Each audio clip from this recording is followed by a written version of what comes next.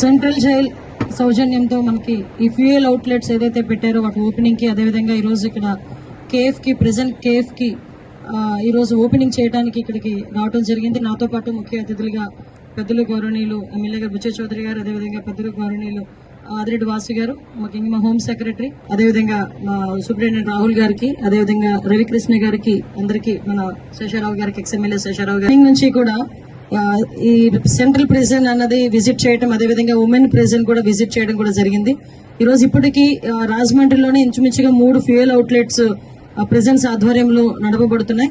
అందులో కూడా ప్రిజన్ లో ఉన్న వాళ్ళు అక్కడికి వచ్చి వర్క్ చేసి వాళ్ళు డైలీ వైజ్ గా ఉన్న అమౌంట్ ని కూడా వాళ్ళు తీసుకోవటం, వాళ్ళ కుటుంబ పోషణ నిమిత్తం కొంత అమౌంట్ ని బ్యాంక్ లో వేయటం, కొంత అమౌంట్ ని వాళ్ళ ఖర్చుల నిమిత్తం కూడా వాళ్ళకి ఇవ్వటం అనేది ఒక సాంప్రదాయబద్ధంగా జరుగుతున్న కార్యక్రమం.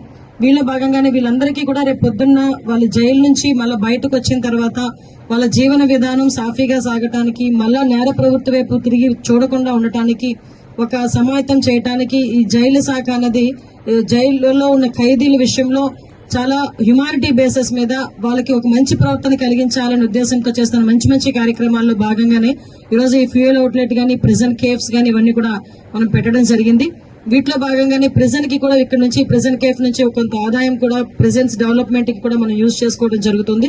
టోటల్ గా ఆంధ్రప్రదేశ్ లో దగ్గర 16 సబ్ జైల్స్ ఉన్నాయి.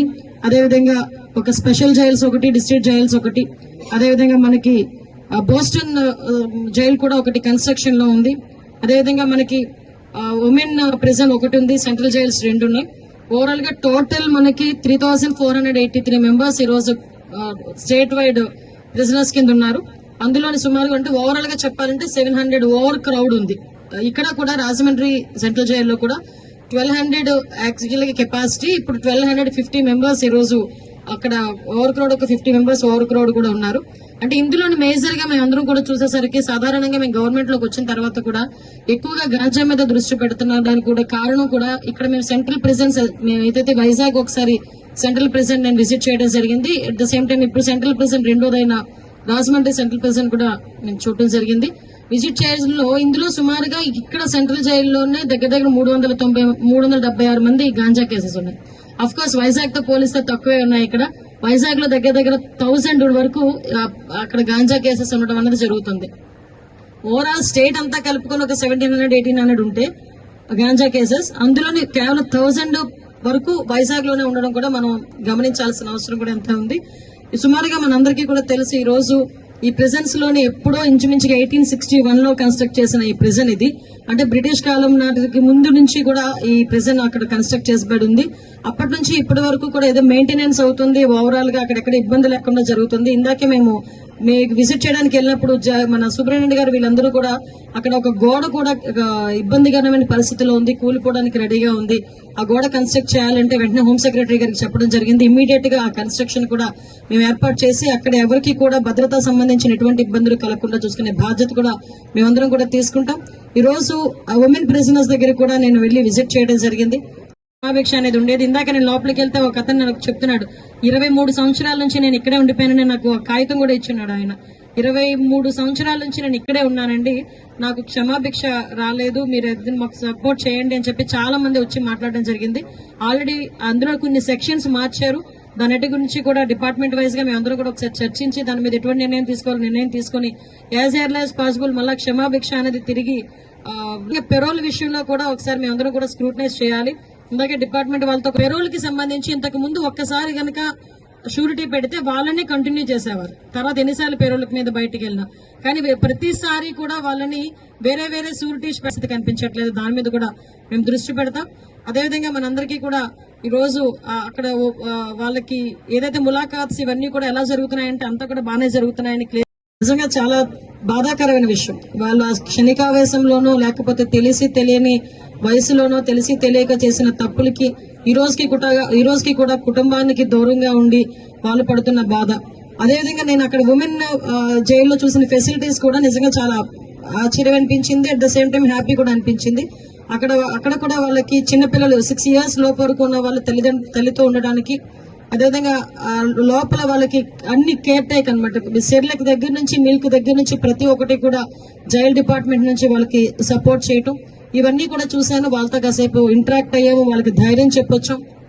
ఎందుకంటే ఎక్కడికైనా వెళ్ళినా మనకి సమస్య పరిష్కారం ఉంటుంది, కానీ ఈ జైల్లో ఏంటంటే కంపల్సరిగా వాళ్ళు పశ్చాత్తాపడడం, అట్ ద సేమ్ టైం మంచి నడవడిక కలిగి ఉండటమే వాళ్ళకి ఇచ్చే ఒక సోర్స్ వాళ్ళకి. సో ఇవన్నీ కూడా మేము చూడటం జరిగింది. ఓవరాల్ గా చెప్పాలంటే ఇక్కడికి వెళ్ళిన తర్వాత జైలు సిబ్బంది కూడా ఎవరైతే ఉన్నారో వాళ్ళందరూ కూడా వాళ్ళ తాలూకా కష్టాలు, వాళ్ళ తాలూకా ఇబ్బందులు కూడా చెప్పడం జరిగింది. వాళ్ళు అడిగిన అక్కడ కూడా హాస్పిటల్ కూడా ఉన్నాయండి. కాకపోతే మేము అడిగేది ఏంటంటే ఇక్కడ కంపల్సరీకి గంజా కేసెస్ ఎక్కువ ఉన్నాయి కాబట్టి కంపల్సరీగా జైల్లోని ఒక్కొక్క సైక్రియాటిస్ట్ ని మేము అందరూ ఏర్పాటు చేయడానికి మేము గవర్నమెంట్ కూడా ఈరోజు సిద్ధంగా ఉంది. ముందు ఇమీడియట్ గా ఒక 4-5 సైక్రియాటిస్టులను ఇమీడియట్ గా పెద్ద పెద్ద జైల్స్ లో కొంచెం పంపించడం, ముఖ్యంగా సెంట్రల్ ప్రిజన్స్ లోని కూడా సైక్రియాటిస్ట్ ని ఏర్పాటు చేయడం. సైక్రియాటిస్ట్ వచ్చిన తర్వాత ఎక్కడైతే డీఅడిక్షన్ సెంటర్స్ కూడా కంపల్సరీగా మనకి జైల్లోనే లోపల సెంట్రల్ ప్రిజన్ లోనే డీఅడిక్షన్ సెంటర్ కూడా పెట్టడానికి ఫెసిలిటీ కల్పించాల్సిందిగా మేమందరం కూడా గవర్నమెంట్ కి మేమందరం కూడా గౌరవ చంద్రబాబు నాయుడు గారు కూడా మేమందరం చెప్పి అది కూడా యాజ్ ఎర్లీ యాజ్ పాసిబుల్ చేస్తామని మీ అందరికీ కూడా తెలియజేసుకుంటున్నాం. పోలీసు సిబ్బందితో ఈక్వల్ గా ఆరోగ్య భద్రత గానీ మాకు కల్పించాలి అన్నారు. సో నా దృష్టికి ఈ రోజు జైలు సిబ్బంది తాలూకా ఆరోగ్య భద్రత విషయంలో ఈ రోజు మా దృష్టి కూడా వచ్చింది. మేము కూడా మా సెక్రటరీ గారితో కూడా మాట్లాడి గవర్నమెంట్ తో కూడా మాట్లాడి వాళ్ళకి కూడా ఆరోగ్య భద్రత కల్పించేటట్టుగా మేము కూడా సమాయత్తం అవుతాం. అట్ ద సేమ్ టైం వాళ్ళందరికీ కూడా సహకరిస్తాం. ఎందుకంటే బయట అవుట్ సోర్సింగ్ పనిచేసే వాళ్ళకి ఆరోగ్య భద్రత అంటూ ఇన్ని ల్యాక్స్ అని చెప్పి ఉంటుంది. బట్ విషయం ఏంటంటే ఇంత సర్వీస్ చేస్తూ ఉన్న వీళ్ళకి ఆరోగ్య భద్రత లేకపోవడం నిజంగా ఈ రోజు మా దృష్టికి వచ్చింది. డెఫినెట్ గా మేము దాని మీద సీరియస్ గా తీసుకుని వాళ్ళకి ఆరోగ్య భద్రత కల్పించే దిశలో మేము ముందుకెళ్తామండి. అదేవిధంగా వాళ్ళ ఈఎల్స్ గురించి అన్ని కష్టాల గురించి చెప్పారు. కంపల్సరీగా ఈ గవర్నమెంట్ ఏదైతే ఉందో ఈ గవర్నమెంట్ అన్ని పోలీస్ శాఖ విషయంలో జైలు సిబ్బంది గానీ ఫైర్ సిబ్బంది గానీ వీళ్ళందరికీ కూడా ఫెసిలిటీస్ కల్పించి వాళ్ళతో పనిచేయాలనే దృక్పథంతోనే గవర్నమెంట్ కూడా ఉంది.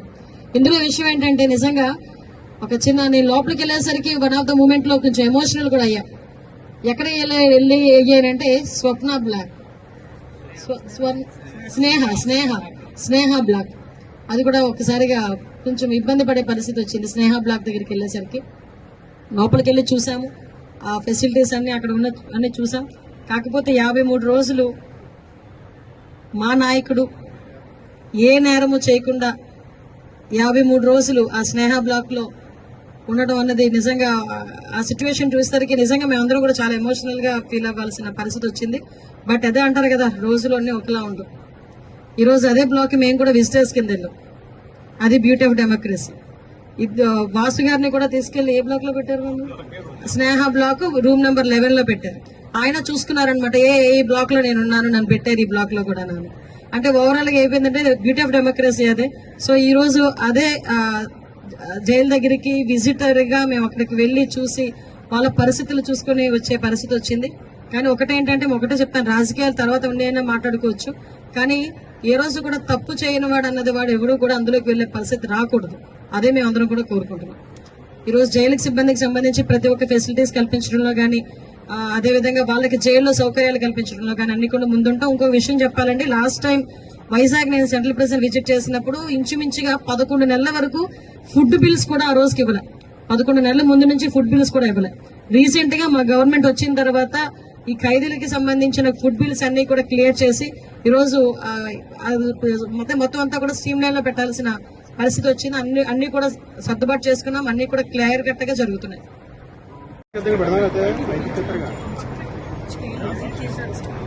జైలు విజిట్ చేసి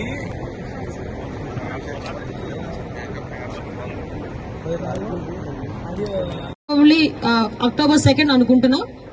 గవర్నమెంట్ మనకు దృష్టిలో పెట్టాం కాబట్టి మనం చేసుకోవచ్చు.